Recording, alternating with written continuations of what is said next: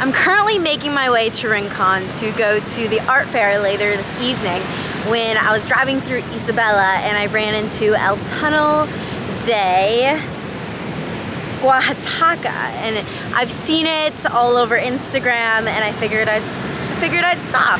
Unfortunately, I've been having issues getting my drone to connect to its remote controller, so I'm a little disappointed that I can't take advantage of this beautiful scenery with the tunnel in back of me and the beautiful waves.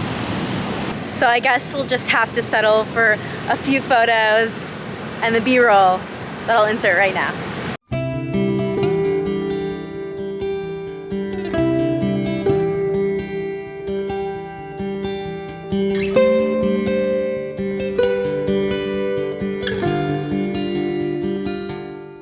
So this man over here in the red shirt is currently digging a hole to get the water flowing from this little bay area back to the ocean. And I asked him if the tide would get high enough for the water to go back and forth, and I asked him why he was digging, if it was naturally going to flow into the bay area.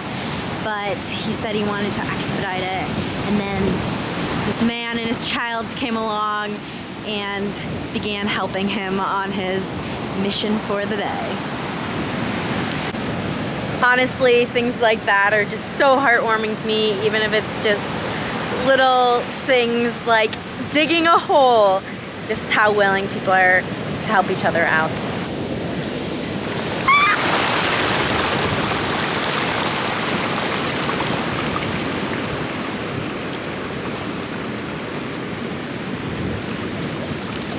I have been digging with my friend Carlu. Yeah, I like it. We were digging a little bit and then the tide came in and I had to run and get my camera. But it looks like he's able to complete his mission for the day and get the water. Yeah, for the river, for go home. Yeah, get the water back to the bay. Okay. All right, Carlu, I'll see you later. Good luck. Okay, bye. Bye.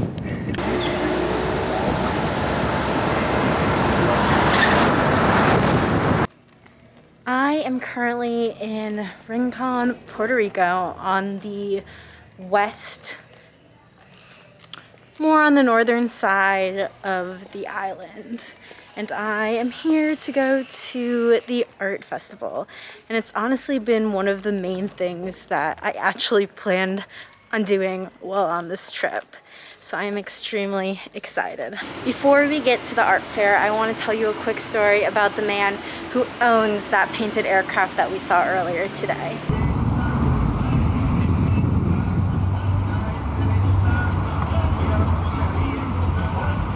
His name's Valentine. Valentine was born in Puerto Rico and currently lives in Puerto Rico, but he also spent 2 years in the Army.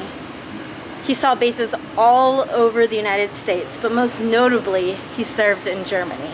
Upon coming back to the United States, he saw an opportunity when the Army base here was selling old aircraft. So he bought the plane, brought it to his property, and eventually had one of his neighbors paint on it. The entire time, Valentine knew that it would be a huge hit from people in Puerto Rico and all over the world. Now it has a spot on Google Maps, and even in the short time that I was there maybe 20 minutes, there were at least 4 different cars coming. When you visit, just remember that it's his private property and you should ask if he's there. If you can take photographs, go into the aircraft. The fence is closed, just know that it's closed for the day. Don't cut the fence or anything else, because he's doing all of us a great favor by presenting this awesome piece of artwork. Before I left, Valentine allowed me to take his photo, and he did a little dance, which you've seen by now. He also told me that I should stay vigilant and remain safe, and he offered me a piece of pizza, which I declined because the cheese was not going to do well with my stomach. TMI, I apologize. And onwards to the art fair.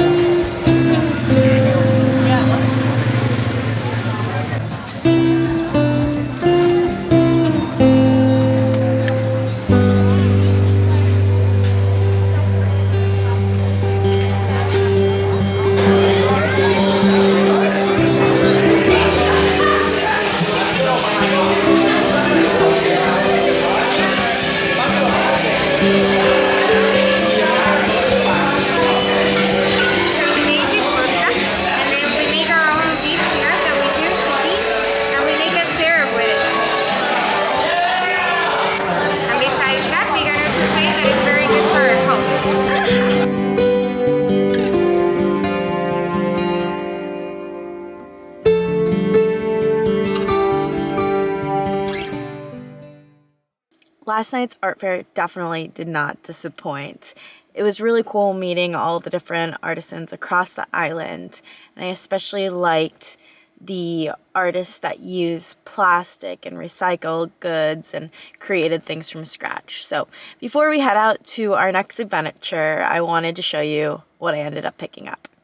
A lot of these different places have Instagrams, so when I show their product, if they have an Instagram that I'm aware of, I'll put that at the bottom of this video so you can give them some love. The first piece I got was this layered necklace with turquoise, gold, and this feather charm and a little pearl. She had a bunch of really beautiful, high quality, fine jewelry pieces. And I was extremely tempted to buy way more than just this necklace. At the art festival, I ended up having to go to her booth multiple times because there were always people admiring her great work.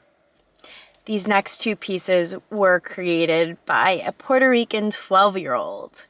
When I was speaking to her about her art, she was extremely eloquent, and I just really admire her initiative and goals at such a young age.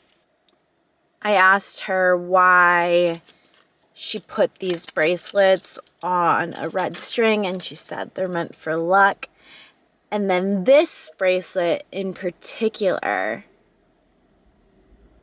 she picked out because she really liked the colors. So of course I had to buy it. Haliani, she created a jewelry brand called Mermaid Creations. And following with the red string and good luck, I purchased this really stunning necklace. And I just love the bead choices and the charms she chose.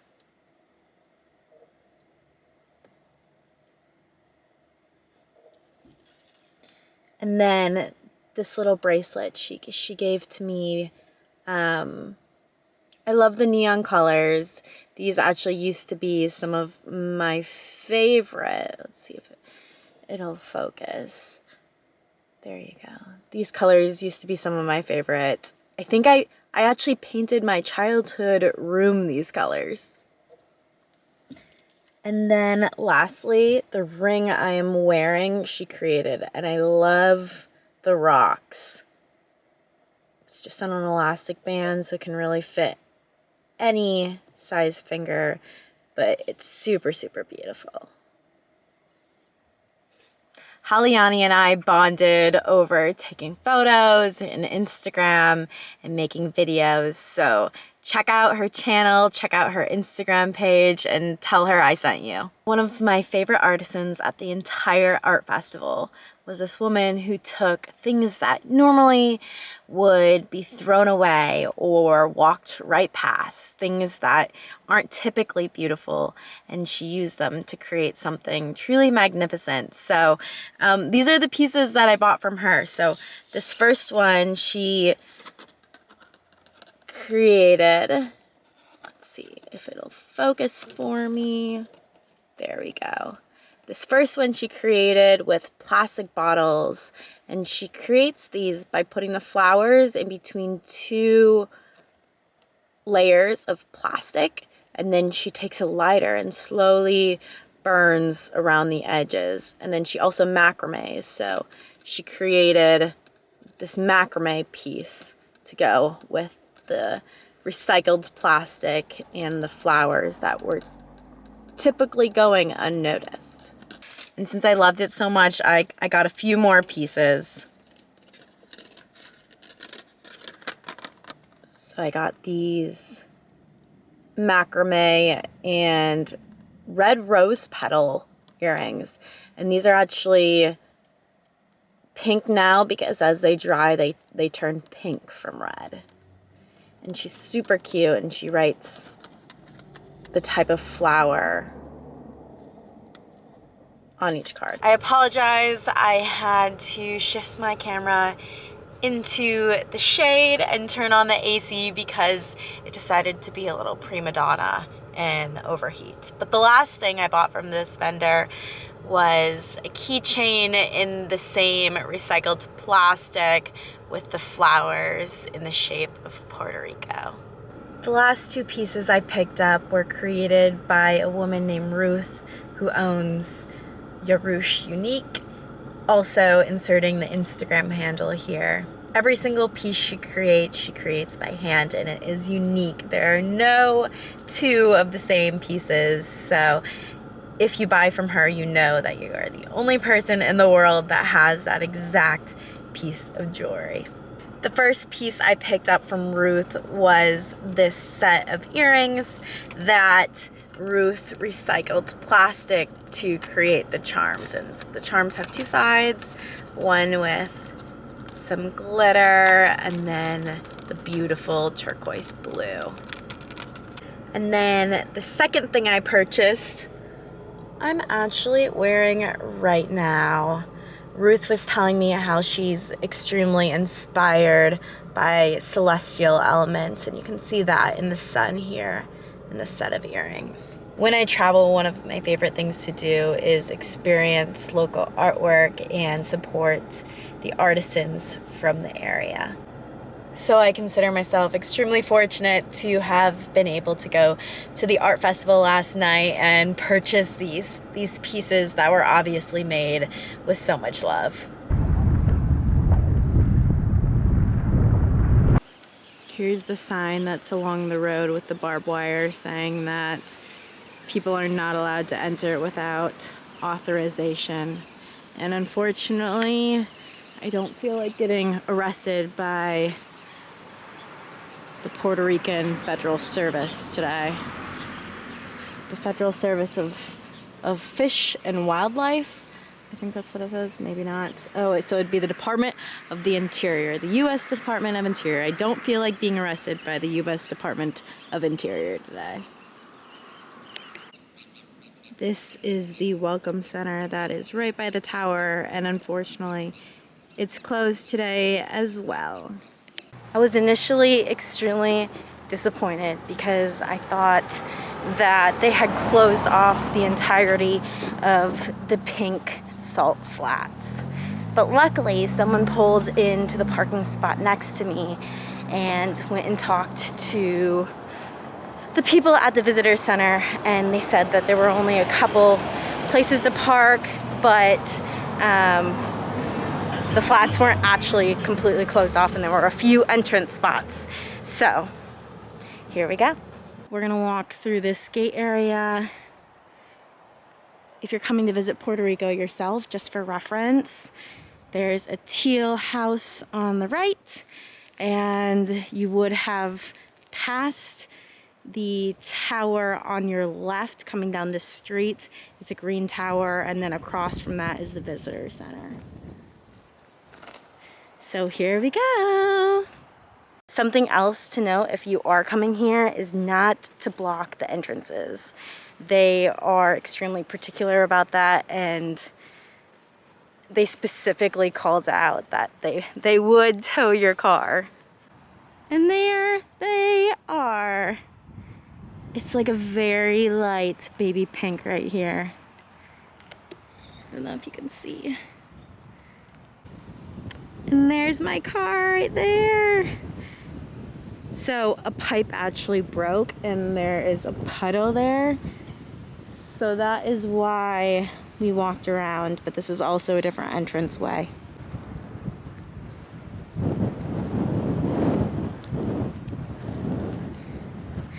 And we made it. Right behind me are the pink salt flats.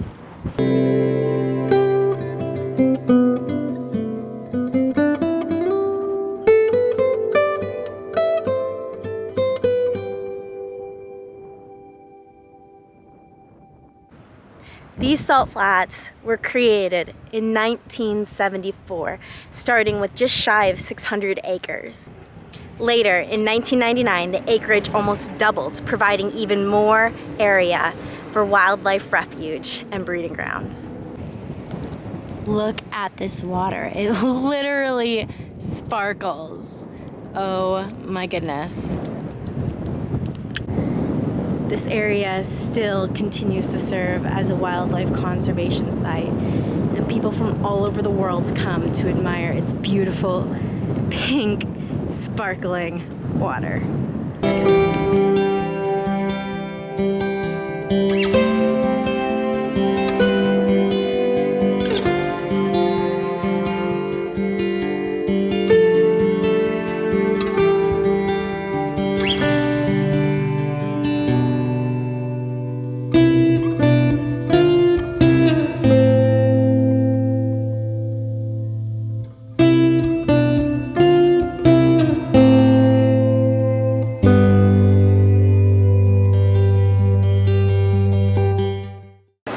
After I saw the pink salt flats, I ventured around a little bit more. I took some photos of the birds and the wildlife that the refuge was meant to protect. One of the questions I was wondering about was why the pink salt flats were pink.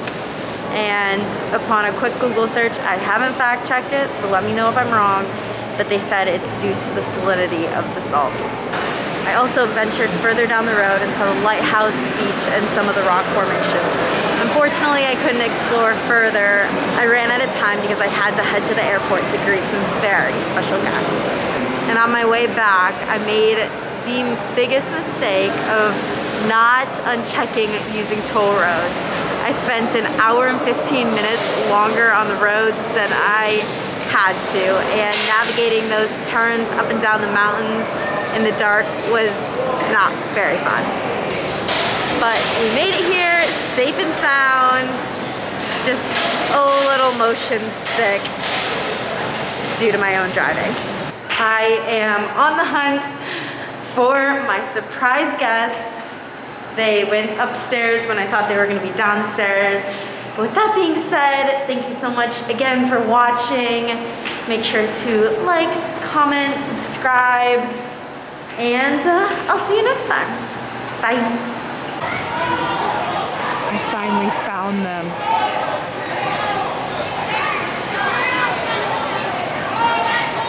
They're looking for me.